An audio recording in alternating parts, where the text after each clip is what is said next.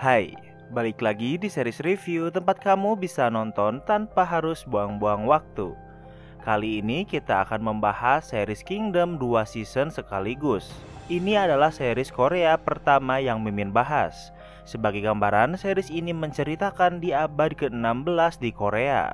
Seorang raja telah meninggal sehingga anak pertama tertuanya dari selirnya akan menjadi raja. Namun istri sah raja sedang mengandung. Agar tahta ini tidak jatuh ke anak pertama, ratu memberi obat pada mayat raja sehingga membuatnya kembali hidup namun menjadi zombie. Hal inilah yang menyebarkan wabah zombie yang bisa menghancurkan Korea. Penasaran dengan ceritanya? Tapi sebelum mulai jangan lupa dukung Mimin dengan cara subscribe channel ini jadi Mimin makin semangat bahas series lainnya. Tanpa berlama-lama, mari kita bahas. Di awal series ini kita akan berada di istana Raja Joseon sebelum menjadi Korea seperti yang kita ketahui. Seorang tabib terkenal bernama Lee Sung Hui dan muridnya Dani sedang akan mengobati raja.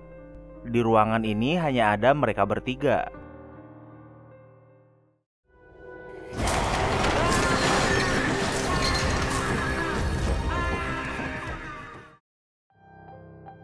Dani sedang akan memberi obat untuk raja, namun tiba-tiba raja menariknya dan membunuhnya. Beberapa hari kemudian, komandan pasukan kerajaan bernama Cho Bom Il yang juga merupakan kakak dari ratu sedang ada di ibu kota. Ia sedang menyelidiki kasus menyebarnya informasi kalau raja telah meninggal. Karena kecewa dengan pasukan yang ada di sana, ia pun membunuhnya. Kemudian ia mengutus pasukannya untuk menangkap banyak pelajar muda yang diduga berkhianat dan akan memulai pemberontakan. Mereka disiksa untuk mencari siapa pengkhianat ini. Seorang pelajar justru berkata kalau keluarga ratulah pengkhianat sebenarnya. Keluarga ratu adalah klan Haewon-cho yang dipimpin oleh seorang pria bernama Cho Hak-ju yang juga ayah ratu. Semenjak klan Haewon-cho berhubungan dengan raja, masyarakat menderita dan kelaparan karena klan Haewon-cho mengambil segalanya. Di tempat lain, putra mahkota bernama Lee Chang sedang berlutut di depan kediaman ayahnya. Ia sudah melakukan ini selama beberapa hari karena ia masih belum bisa bertemu ayahnya setelah jatuh sakit. Ibu tirinya yang sedang mengandung memintanya untuk pergi dan tidak mengizinkannya untuk bertemu dengan raja karena bisa tertular. Hubungan mereka tidak terlalu baik. Terlihat sudah sangat jelas kalau ratu ingin mengambil alih kekuasaan jika ia bisa melahirkan anak laki-laki. Pangeran Lee kembali ke rumahnya. Ia memanggil penjaga pribadinya yang bernama Muyong ke kamarnya.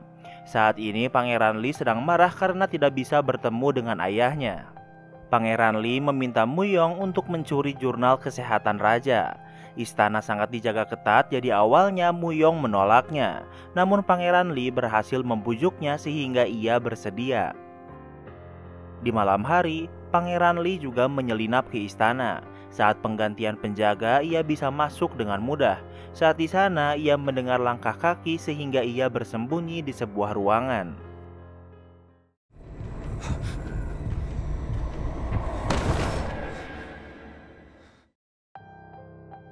Dari balik ruangan itu, ia melihat bayangan sesosok makhluk dengan bau busuk dan bergumam seperti binatang. Pangeran Lee sangat ketakutan, namun saat cahaya menghilang, makhluk itu juga menghilang. Saat ia membuka pintu itu, ia melihat Komandan Cho. Pangeran Lee menjelaskan apa yang ia lihat, namun Komandan Cho membantahnya.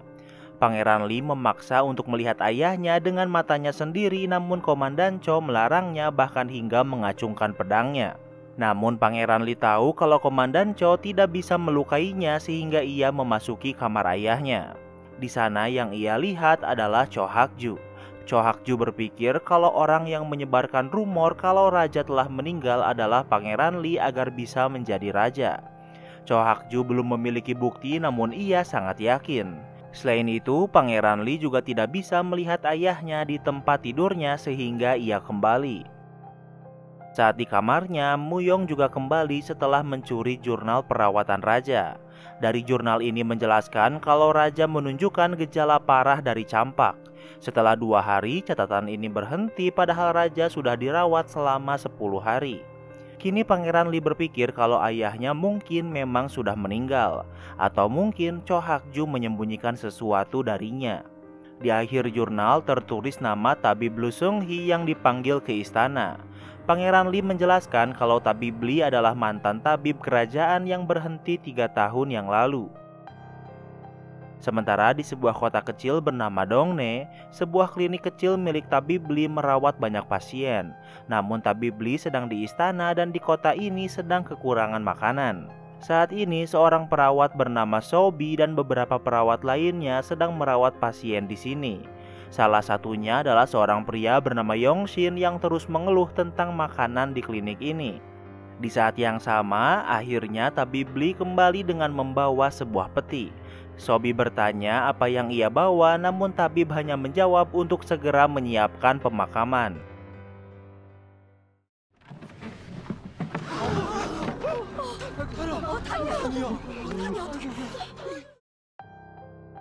Mereka membuka peti itu dan yang mereka temukan adalah mayat Dani yang dipenuhi luka seolah dibunuh hewan buas. Sobi bertanya pada tabib kenapa Dani kembali dengan keadaan seperti ini, namun ia tidak mau menjawabnya.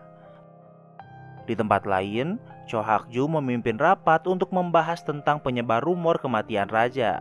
Cho Hak-ju ingin memburu Lee Cheng sebagai pengkhianat dan harus diadili.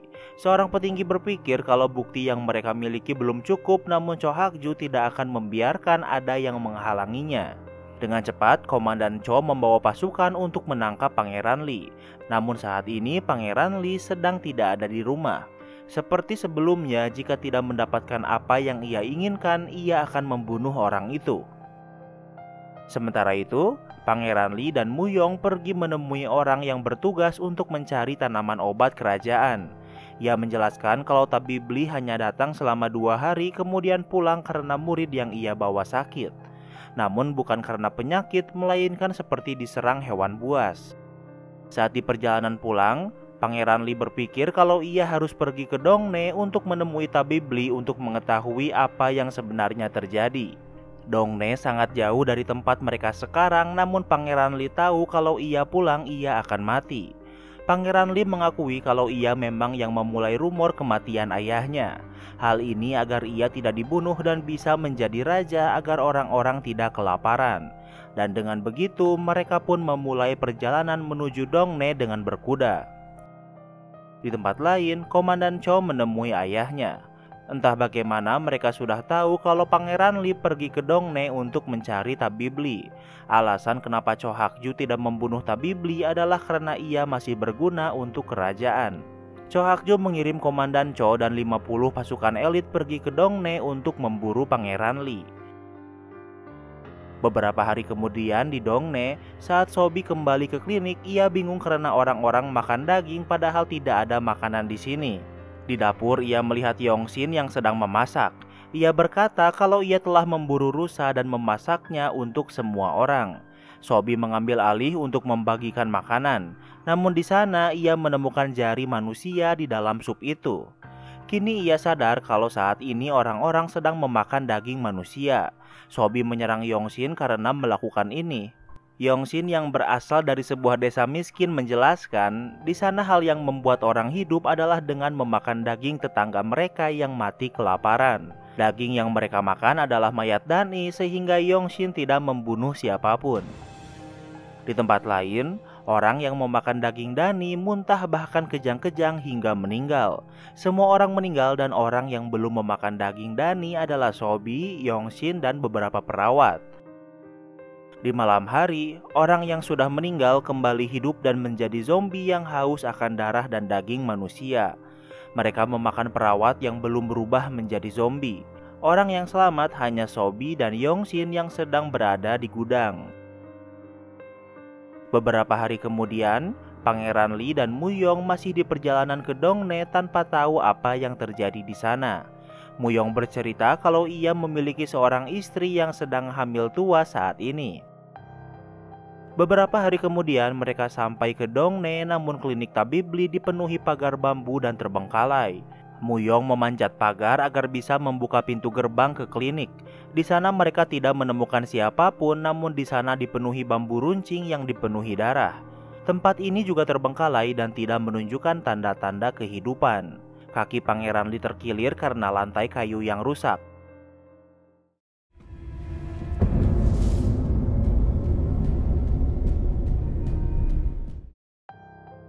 Di bawah bangunan mereka melihat banyak mayat yang dipenuhi darah.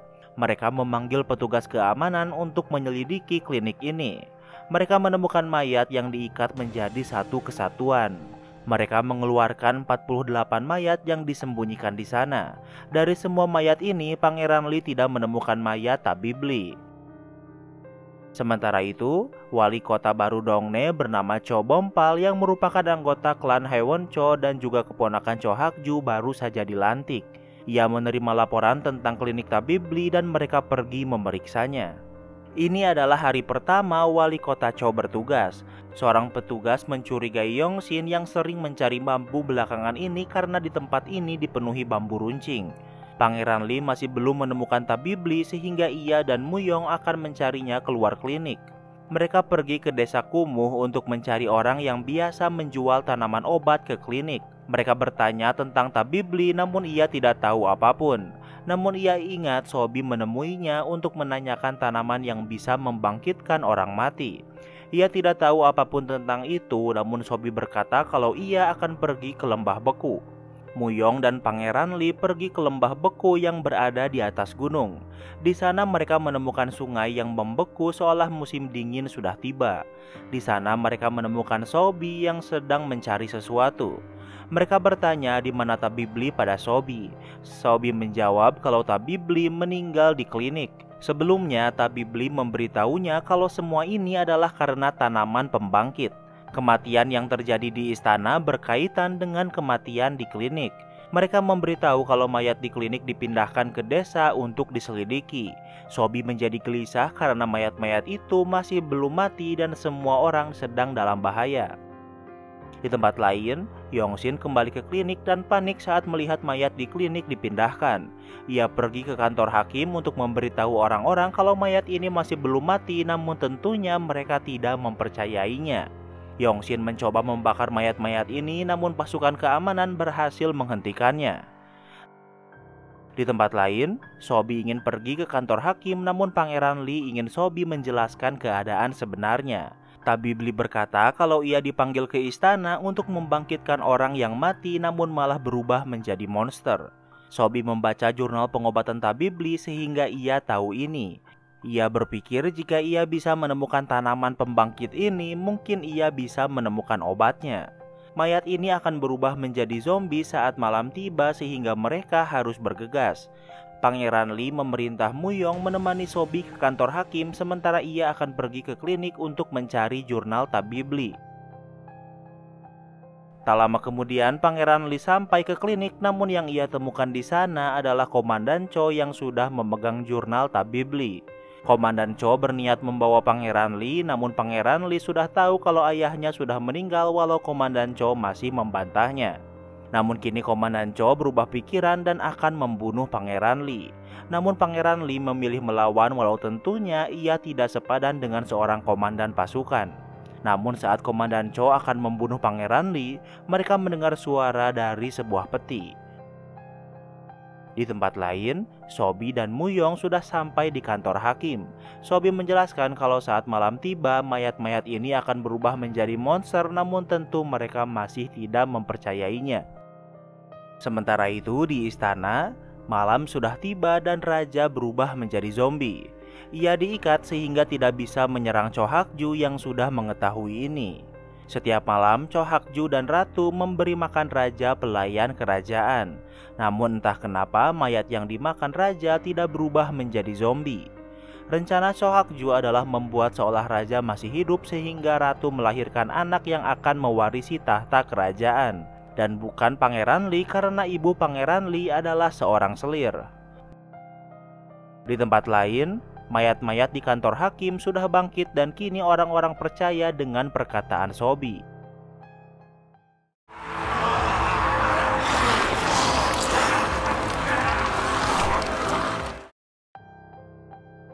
Kekacauan terjadi dan orang-orang berlarian. Sementara itu di klinik, Anak buah Komandan Cho membuka peti dan mereka melihat zombie Tabibli. Komandan Cho menusuk punggungnya namun ia tidak mati. Kemudian Tabibli berhasil membunuh Komandan Cho. Pangeran Lee memukul kepala zombie hingga mati, namun kini Komandan Cho berubah menjadi zombie.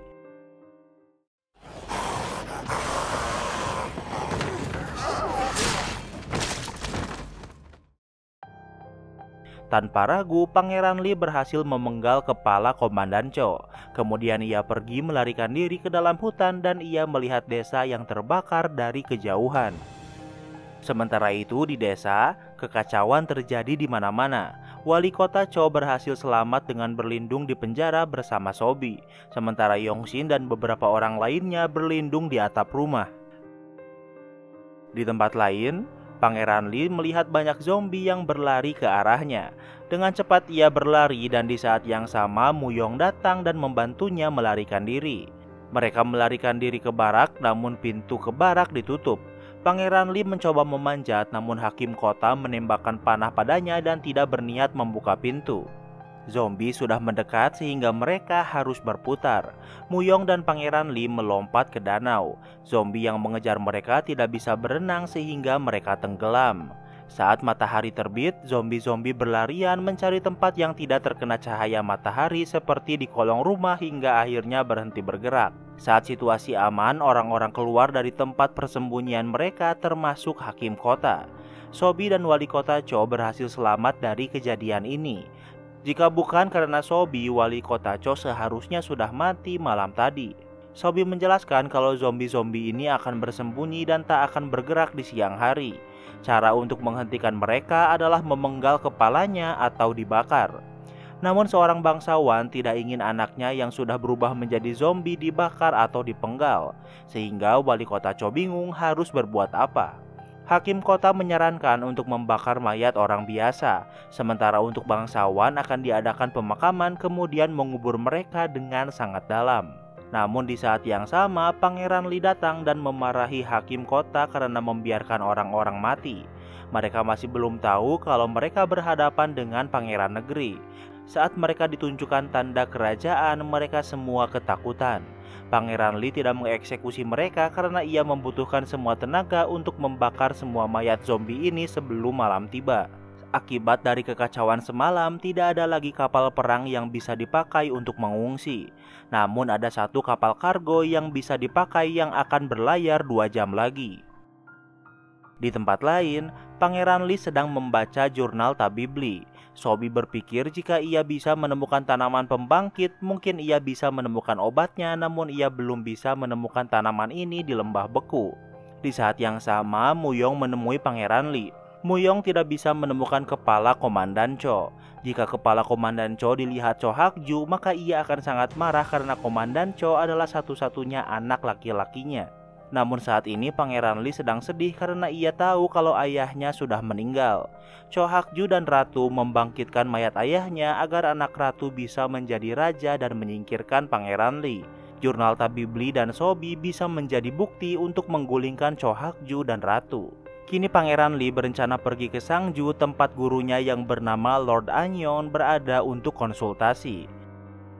Sementara itu, wali kota Cho dan hakim sudah sampai di kapal kargo untuk melarikan diri dari desa meninggalkan Pangeran Lee dan warga di sana. Kini mereka kekurangan tenaga untuk membakar mayat zombie. Kini mereka harus mencari tempat untuk bersembunyi untuk malam ini. Pagar barak rusak untuk memperbaiki kapal sehingga mereka memutuskan untuk bersembunyi di klinik. Namun saat di perjalanan ke sana, mereka melihat banyak zombie yang bersembunyi di bawah batu. Hari mulai gelap dan mereka harus bergegas pergi ke klinik. Kereta kuda terjebak lubang dan Pangeran Lee membantu sehingga mereka tertinggal. Beberapa orang sudah sampai di klinik sementara kereta kuda masih berada di hutan padahal hari sudah mulai gelap. Salah satu kereta kuda terjebak lubang, namun Pangeran Lee tidak ingin meninggalkan siapapun. Zombie-zombie sudah mulai bangkit, namun kereta kuda ini juga berhasil terbebas. Dengan susah payah mereka berlari sementara Yongsin menembaki zombie dan ternyata ia adalah penembak yang handal. Mereka berhasil sampai ke klinik tepat waktu dan menutup pintu klinik hingga zombie-zombie ini tidak bisa memasuki klinik. Sementara itu, Perahu kargo tempat wali kota Chow masih berlayar di sungai. Lihat, lihat.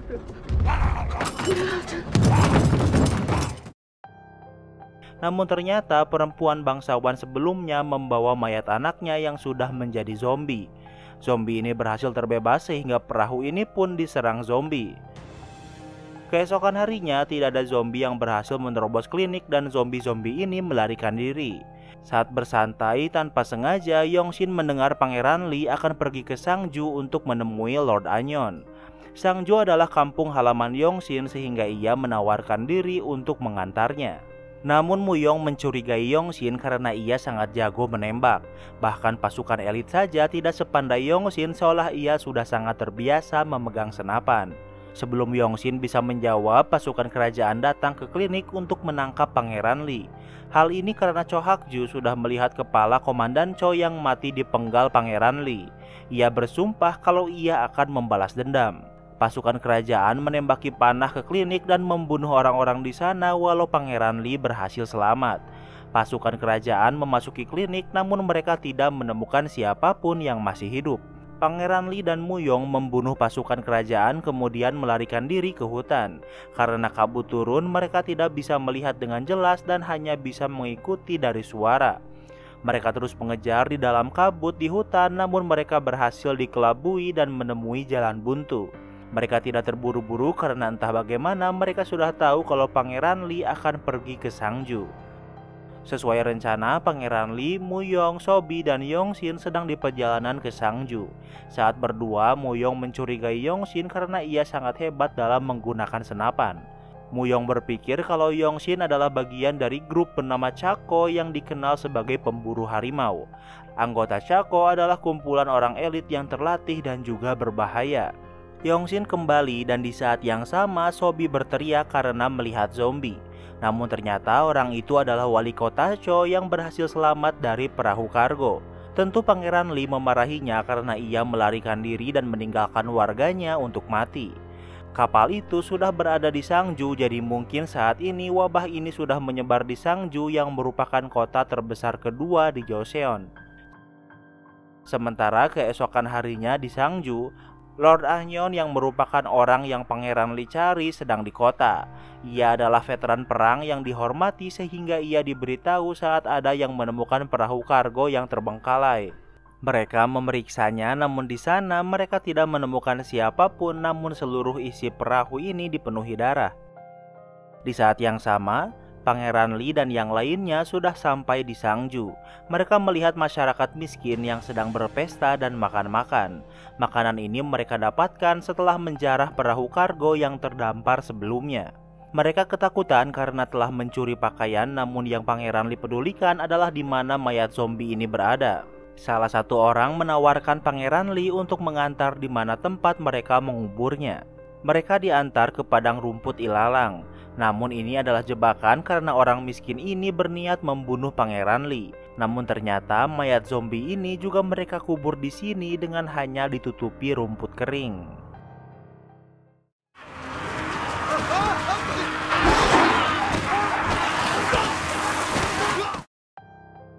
Saat hari mulai gelap, satu persatu zombie ini bangkit dan menyerang orang miskin biadab ini. Semakin lama semakin banyak zombie yang bangkit dan mereka kewalahan. Namun tak lama kemudian panah api muncul karena pasukan Lord Anyong datang membantu. Tanpa ragu mereka memenggal kepala zombie ini sehingga Pangeran Lee bisa selamat. Setelah situasi tenang, Pangeran Lee bertemu dengan Lord Anyon. Lord Anyon adalah orang yang menjadi guru Pangeran Lee sejak ia kecil sehingga mereka berhubungan baik. Pangeran Lee menunjukkan jurnal tabib Lee dan memberitahu kalau raja telah meninggal. Lord Anyong tidak bereaksi berlebihan dan meminta Pangeran Lee untuk beristirahat untuk malam ini. Sementara itu, Sobi bertanya pada Muyong siapa Lord Anyong sebenarnya. Sobi merasa aneh karena Lord Anyong dan pasukannya tanpa ragu memenggal kepala zombie seolah mereka sudah tahu dengan wabah ini. Di saat yang sama, Pangeran Lee sudah selesai bertemu Lord Anyon.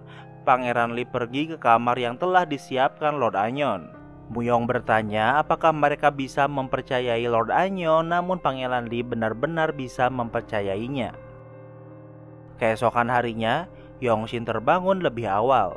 Ia pergi keluar dan ada sebuah monumen yang menjelaskan kalau Lord Anyon adalah pahlawan perang yang berhasil membunuh 30.000 pasukan Jepang dengan hanya 500 pasukan. Saat melewati monumen ini, Yongshin meludahinya karena sepertinya ia tahu sesuatu. Ia pergi ke sebuah desa yang sudah ditinggalkan. Sepertinya desa ini dulunya adalah tempat tinggalnya. Sementara itu, pasukan kerajaan dalam jumlah besar sedang di perjalanan menuju Sangju. Wali kota Cho yang sudah tahu ini menemui Sobi untuk mengajaknya pergi agar mereka bisa selamat. Wali kota Cho ingin membalas budi, namun Sobi menolak ajakannya ini dan memilih membantu Pangeran Lee. Di salah satu rumah ratu mengumpulkan banyak wanita hamil yang dirawat. Mereka diberi makan daging yang merupakan makanan mewah, namun mereka bingung kenapa orang biasa seperti mereka diberi pelayanan seperti ini. Namun salah satu dari mereka adalah istri Muyong yang juga sedang hamil.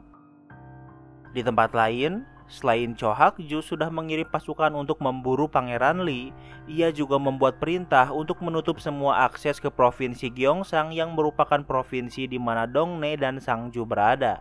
Hal ini untuk menahan wabah zombie menyebar di ibu kota. Waktu berlalu, Gubernur Gyeongsang menemui Lord Anyong untuk memberikan Pangeran Lee agar Cho Hakju membuka lagi gerbang ke ibu kota, dan Lord Anyong bersedia melakukannya. Di saat yang sama, pasukan kerajaan juga sudah sampai dan akan membawa Pangeran Lee. Namun ini adalah jebakan. Lord Anyong loyal pada Pangeran Lee dan justru pengkhianat sebenarnya adalah Cho Hakju.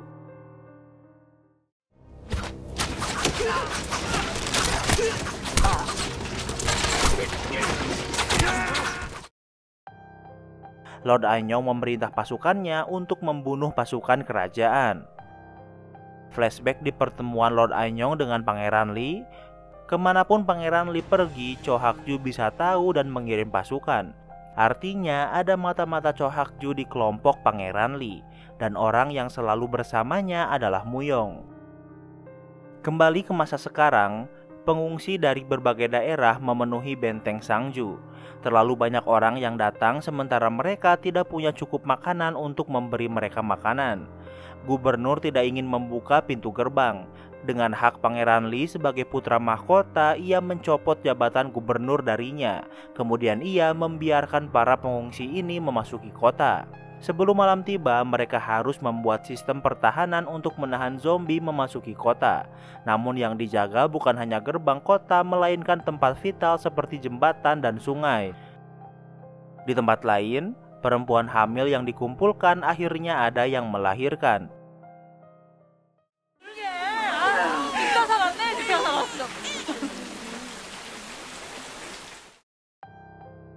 Mereka bisa mendengar suara tangisan bayi dan menjadi senang, namun tiba-tiba suara bayi itu menghilang. Salah satu perempuan bertanya apa ada yang terjadi, namun kepala pelayan menjawab kalau tidak ada apa-apa yang terjadi. Sementara itu, saat ratu akan mandi, terlihat kalau perut ratu rata padahal seharusnya ia sedang hamil tua. Artinya selama ini ratu berbohong tentang kehamilannya dan ia berencana menculik anak laki-laki dari perempuan yang sedang hamil ini. Namun karena anak yang pertama lahir adalah perempuan sehingga ia membunuhnya. Di tempat lain, wali kota Cho sedang menemani Sobi mencari tanaman obat di hutan. Di dekat gunung ada tempat yang dilarang dimasuki yang disebut lembah beku. Mendengar ini, Sobi malah semangat ingin pergi ke tempat itu. Sesuai namanya, tempat ini dingin namun air masih mengalir. Ia sadar kalau lembah beku yang dimaksud tabib Lee mungkin adalah tempat ini di mana tanaman pembangkit tumbuh. Dan sesuai dugaannya, ia berhasil menemukan tanaman pembangkit yang berwarna ungu. Di sore hari, orang-orang sudah bersiap dengan jebakan dan juga pagar bambu runcing untuk menghadang zombie. Saat malam tiba, Lord Anyong menyalakan api yang besar untuk memperluas penglihatan. Namun setelah cukup lama menunggu, entah kenapa tidak ada zombie yang muncul. Saat pagi tiba, orang-orang berpikir akhirnya mereka bisa aman.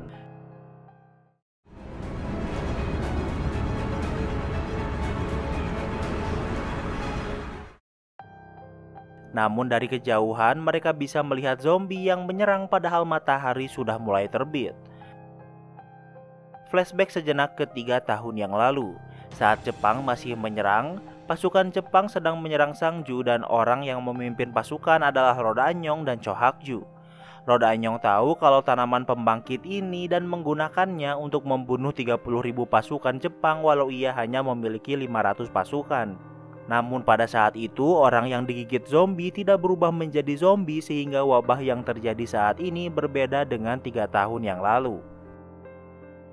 Kembali ke masa sekarang, zombie berlarian di siang hari dengan jumlah yang sangat banyak. Selain itu, orang-orang juga sedang lengah karena telah berjaga semalaman. Kayu yang dibakar semalam sudah tidak bisa menyala sehingga zombie berhasil menyerbu kota. Beberapa terkena jebakan namun jumlah zombie ini sangat banyak. Dan pada akhirnya tembok pertahanan pertama pun berhasil dibobol. Orang-orang berlarian untuk memasuki benteng namun mereka tidak bisa membuka pintu gerbang agar zombie tidak memasuki kota. Mereka menggunakan jalan tersembunyi dari sebuah parit namun pintu itu terkunci. Hingga pintu itu berhasil dibuka, mereka harus bertahan melawan banyak zombie. Terjadi pertarungan sengit antara hidup dan mati. Muyong berhasil membuka paksa gembok pintu dan mereka bergegas masuk. Namun salah satu komandan telah tergigit zombie.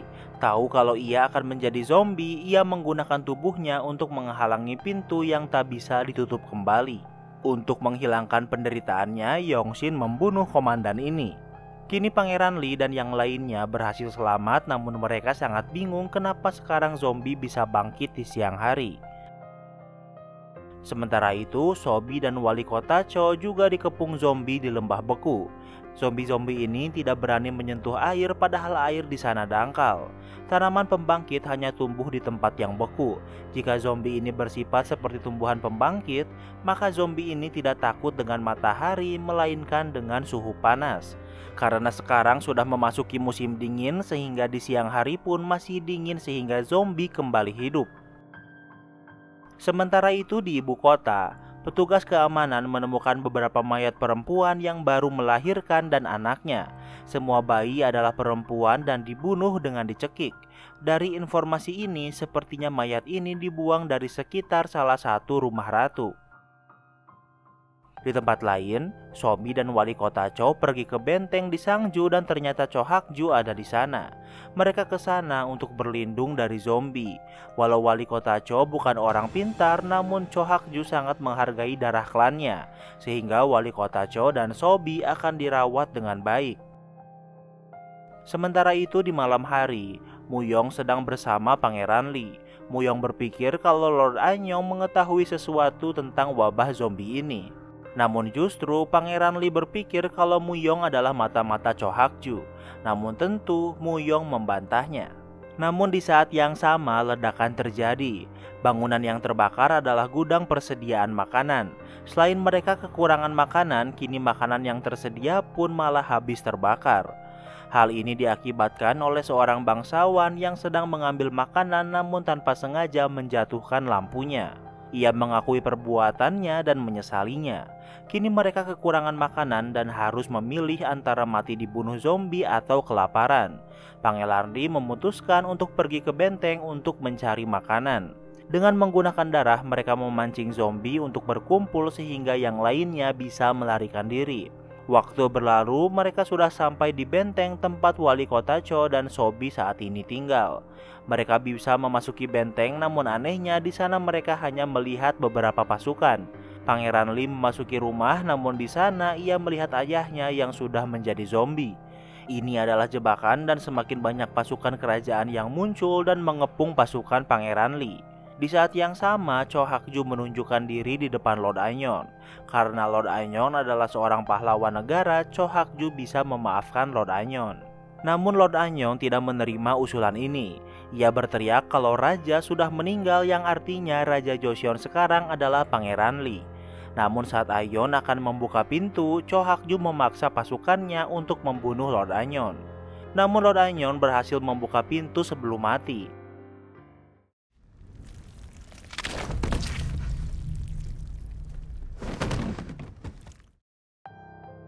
Di depannya ia melihat Pangeran Lee yang baru saja memenggal kepala ayahnya.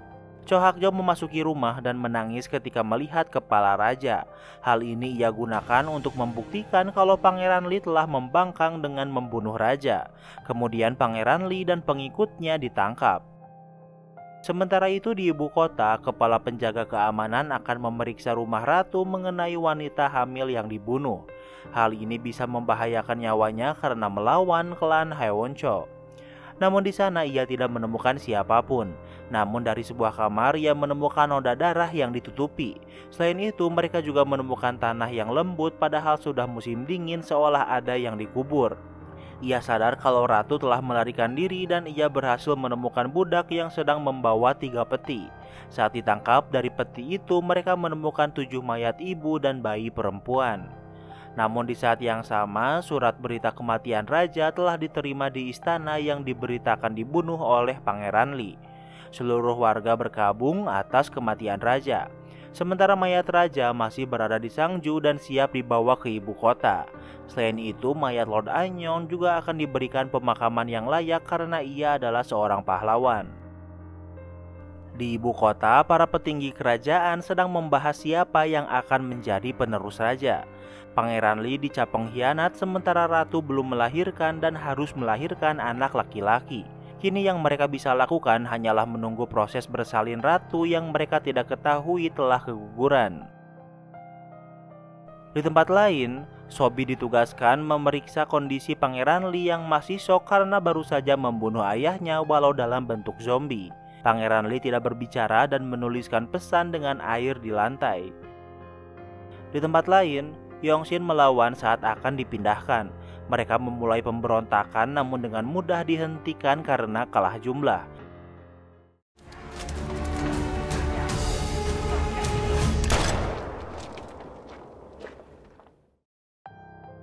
Yongshin berencana menembak Cho Hak-ju namun anak buahnya berhasil melindunginya. Yongshin berhasil dihentikan dan Pangeran Lee juga sudah dibawa. Namun di saat yang sama Lord Annyeong berubah menjadi zombie. Orang yang berubah Lord Annyeong menjadi zombie adalah Sobi dengan perintah Pangeran Lee. Lord Annyeong menyerang Cho Hak-ju yang dipenuhi darah dan berhasil menggigit pipinya sebelum dihentikan. Melihat ini, kini semua orang percaya dengan perkataan Pangeran Lee tentang Cho Hak-ju yang membangkitkan kembali raja dan memulai wabah. Pangeran Lee bersumpah kalau ia akan membasmi klan Haewoncho dan akan memimpin kembali negeri ini dan bangkit dari kesengsaraan. Kini semua orang mengikuti Pangeran Lee. Orang yang masih tinggal di benteng Sangju masih kekurangan makanan karena makanan yang terbakar sebelumnya. Dengan beberapa pasukan, Pangeran Lee mengirim makanan untuk orang-orang di sana. Sementara itu, wali kota Cho meminta Sobi memeriksa Cho Hak-ju. Tidak semua orang yang digigit berubah menjadi zombie seperti orang yang digigit raja. Walau Cho Hak-ju adalah orang yang jahat, namun wali kota Cho meminta Sobi menyelamatkannya. Sobi membutuhkan tanaman obat untuk merawat Cho Hak-ju. Wali kota Cho menunjukkan tanaman obat mahal yang ratu perintahkan untuk ia cari. Sobi menjelaskan kalau obat ini digunakan untuk orang yang baru saja keguguran dan tidak boleh dimakan wanita hamil. Wali kota Cho melihat ratu menggunakan obat ini yang artinya kini Sobi sadar kalau ratu telah keguguran. Waktu berlalu, Pangeran Lee tidak bisa menemukan Cho Hak-ju karena ternyata Muyong memang adalah mata-mata Cho Hak-ju dan membawanya pergi. Sobi dan wali kota Cho juga ikut dengannya. Flashback sejenak, Muyong harus pergi bersama Pangeran Lee sehingga ia menitipkan istrinya yang akan melahirkan di salah satu rumah ratu. Hal inilah yang membuat Muyong terpaksa menjadi mata-mata Cho Hak-ju untuk melindungi istrinya. Di tempat lain, Pangeran Lee akan mengejar Muyong. Yongshin yang merupakan pemburu harimau menawarkan diri untuk melacak jejak Muyong. Sementara itu, Sobi meminta Muyong untuk berhenti karena kondisi Cho Hak-ju memburuk dan harus istirahat. Mereka tinggal di sebuah rumah untuk beristirahat. Saat Muyong dan Sobi pergi mencari air dan tanaman obat, Cho Hak-ju membisikkan sesuatu pada wali kota Cho. Sementara Sobi menemui Muyong dan ia sudah curiga kalau Muyong berbohong kalau semua ini adalah perintah Pangeran Lee. Kemudian mereka menemui Cho Hak-ju. Namun mereka tidak menemukan wali kota Cho. Namun ini adalah jebakan.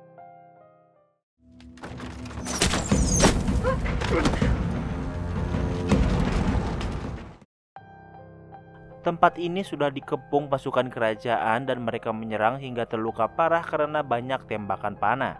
Wali kota Cho tidak memiliki pilihan lain selain melakukan ini, namun ia ingin Sobi selamat.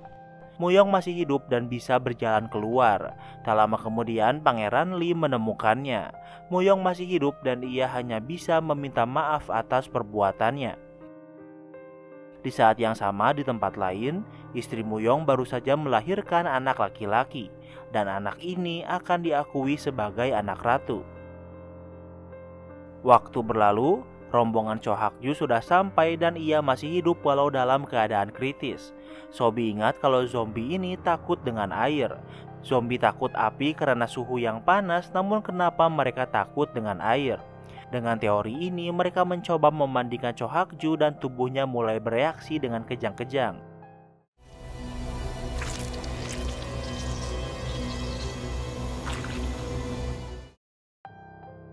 Sobi memasukkan seluruh wajah Cho Hak-ju dan dari luka gigitannya keluar parasit seperti cacing dan Cho Hak-ju berhasil selamat. Sementara itu, Ratu sudah mengumumkan kalau ia melahirkan anak laki-laki dan para petinggi negara memberinya selamat. Sementara anak buah Ratu sedang mengubur perempuan hamil yang dibunuh untuk mendapatkan anak laki-laki ini. Namun di saat yang sama, Pangeran Lee sudah sampai dan bisa menghentikan mereka. Namun istri Muyong masih hidup. Keesokan harinya, petinggi negara meragukan anak yang dilahirkan Ratu sebagai keturunan raja. Darah bangsawan sangat berharga dan orang biasa tidak bisa begitu saja menjadi raja. Namun di saat yang sama, Cho Hak-ju yang sudah sembuh mengikuti rapat ini. Cho Hak-ju tidak suka tuduhan kalau Ratu tidak melahirkan anak raja. Cho Hak-ju akan menghukum semua keluarga orang yang memeriksa mayat perempuan hamil sebelumnya. Dengan cepat, pasukan kerajaan menahan banyak orang untuk dieksekusi atas perintah Cho Hak-ju.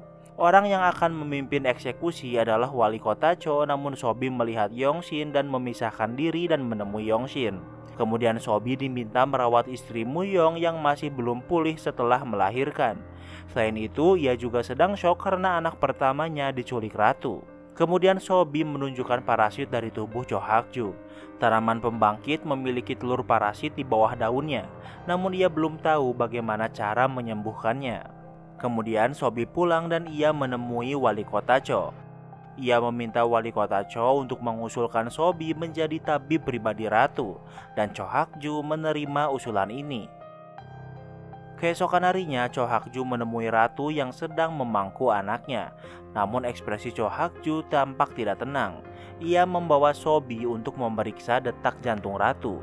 Setelah memeriksanya, Sobi memberitahu kalau detak jantung Ratu normal, yang artinya anak ini bukanlah anak kandung Ratu.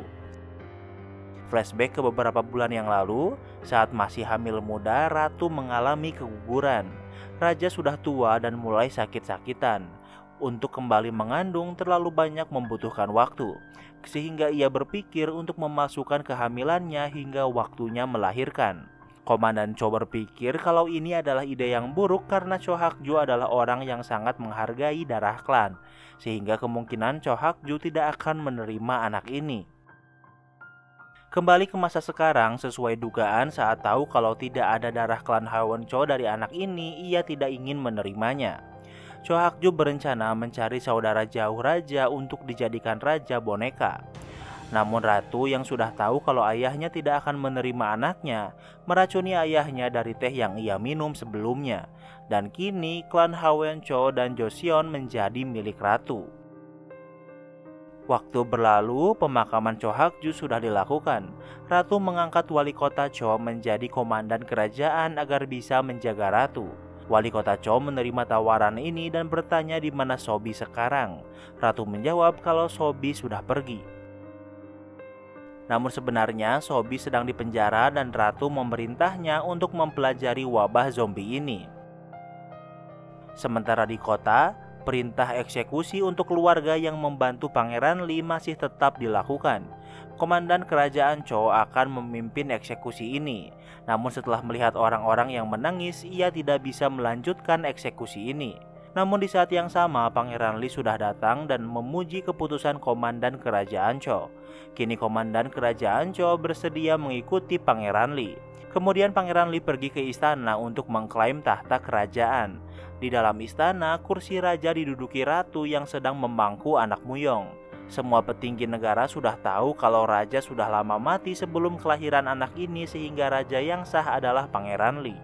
Namun para petinggi masih belum tahu kalau anak ini bukanlah anak raja.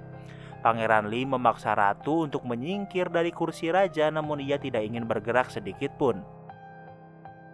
Di tempat lain, Sobi berhasil membebaskan diri dari ikatan di penjara. Di tempat ini gelap, namun ia berhasil menemukan jalan keluar. Namun saat di luar, ia melihat banyak zombie yang terbebas dan mulai menyebar di dalam istana. Kini Pangeran Lee sadar kalau ratu telah melepaskan zombie di dalam istana. Jika ia tidak bisa memiliki kerajaan, maka tidak boleh ada yang memilikinya. Sobi melaporkan informasi ini dan Pangeran Lee menutup gerbang sekarang juga. Zombie menyebar dengan cepat di sekitar istana, dan pada akhirnya mereka berhasil sampai ke istana. Pertarungan terjadi hingga malam hari. Hal yang paling utama adalah keselamatan Pangeran Lee. Sementara itu, zombie sudah memasuki istana dan menyerang ratu. Namun Sobi yang tahu kalau anak yang dibawa ratu adalah anak Muyong ingin menyelamatkannya. Dengan kain yang dibakar, ia berhasil melewati zombie-zombie ini dan keluar dengan membawa anak Muyong. Saat bersembunyi, ia melihat kalau anak Muyong memiliki luka bekas gigitan zombie di tangannya. Di tempat lain, Pangeran Lee memancing zombie dengan darah agar mereka berkumpul di satu titik, yaitu di dalam istana. Kemudian mereka memancing zombie ini untuk pergi ke kolam besar yang sudah membeku. Rencananya adalah untuk menghancurkan es dan membuat semua zombie ini tenggelam. Namun es di kolam ini sangat tebal sehingga dengan beberapa tembakan saja belum cukup untuk memecahkannya. Sambil menunggu es hancur, orang-orang harus bertahan dari zombie ini. Dengan jumlah yang tidak seimbang membuat pertarungan ini terlihat mustahil. Es masih belum pecah dan yang bisa Pangeran Lee lakukan hanyalah terus memukuli es itu. Namun pada akhirnya ia tetap gagal melakukannya.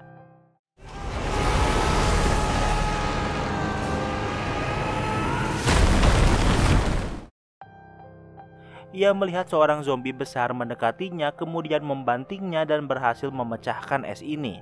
Kini semua es pecah dan zombie dan orang-orang tenggelam ke dalam kolam. Yongsin dan Pangeran Lee telah tergigit zombie, namun dengan tenggelam membuat parasit di tubuh mereka keluar. Mereka yang belum menjadi zombie kembali sadar dan berhasil berenang ke atas. Keesokan harinya, Pangeran Lee kembali ke istana. Mayat yang ada di istana dipenggal agar tidak menjadi zombie. Kini Pangeran Lee sudah dipastikan akan menjadi raja. Namun ia masih memiliki ancaman, yaitu anak Muyong yang masih dianggap anak raja. Petinggi negara menyarankan untuk membunuh anak ini agar tidak ada masalah di masa depan. Kemudian Pangeran Lee pergi ke tempat pengingat raja-raja Joseon.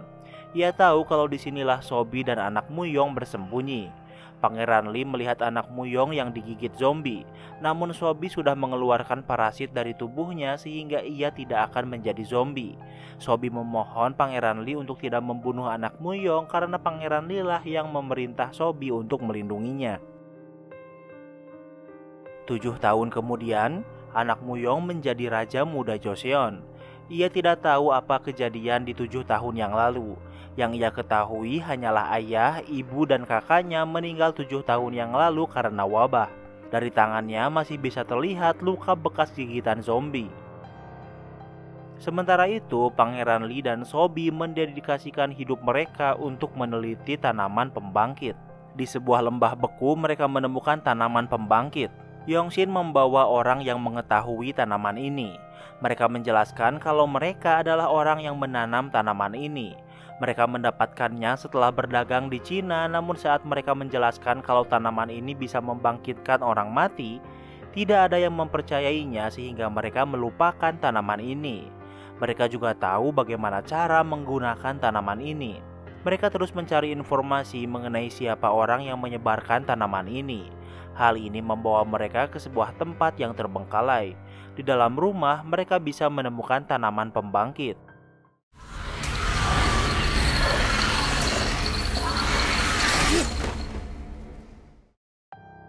Mereka melihat seorang zombie setelah cukup lama, namun zombie ini menggunakan lonceng sehingga mereka bisa tahu. Di sebuah ruangan mereka melihat banyak zombie yang ditahan yang dijadikan bahan pencobaan. Dan juga seorang perempuan bernama Ashin yang memiliki film terpisah berjudul Kingdom, Ashin the North Star. Dan dengan begitu series ini pun berakhir. Itulah alur cerita series Kingdom 2 season. Jangan lupa like video ini kalau kamu suka dengan video ini, dan jangan lupa juga cek video kita lainnya. Terima kasih sudah menonton dan sampai bertemu lagi di series berikutnya.